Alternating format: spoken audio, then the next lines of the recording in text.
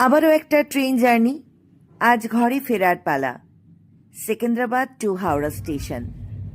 প্রত্যেকটা train journey একটা নতুন অভিজ্ঞতা, একটা নতুন গল্প। চলো আজকে দেখে নেওয়া যাক যাত্রাপথ কেমন হয়। দুপুর 1টা নাগাদ বেরিয়ে পড়লাম হায়দ্রাবাদের হাইটেক সিটি থেকে। একটা ক্যাব ভাড়া করে নিয়েছি।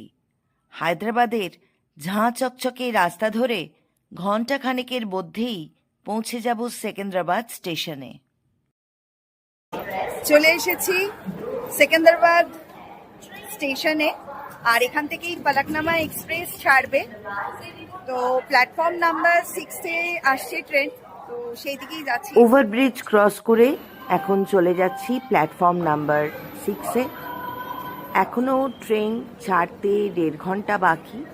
অলরেডি প্ল্যাটফর্মে ঢুকছে ফলকনামা এক্সপ্রেস। এলিভেটর রয়েছে, তাই ওভারব্রিজ ক্রস করতেও কোনো প্রবলেম নেই, ট্রেনেই উঠে পড়ব। আমার কম্পার্টমেন্ট A1-এ আমি প্রথম উঠলাম। এখনো পর্যন্ত কোনো প্যাসেঞ্জার আসেনি।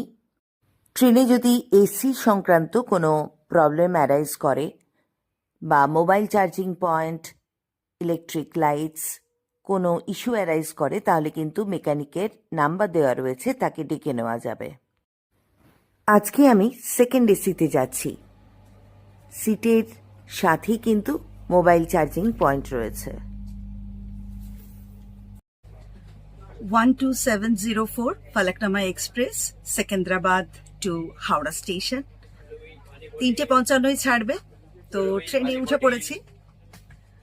আর ট্রেনে কিন্তু সবকিছুই অ্যাভেলেবল, জল, চা, স্ন্যাক্স, এভরিথিং, সমস্ত কিছুই অ্যাভেলেবল। প্যান্ট্রি কারও রয়েছে, খাবারেরও কোনো অসুবিধে নেই।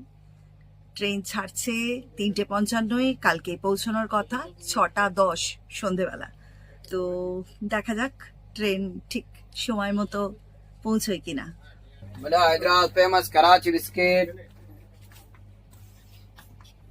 একদম নিট অ্যান্ড ক্লিন, পরিষ্কার পরিচ্ছন্ন, সমস্ত বেড সেট দিয়ে দেওয়া হয়েছে। আর এখনো ট্রেন একদম ফাঁকা।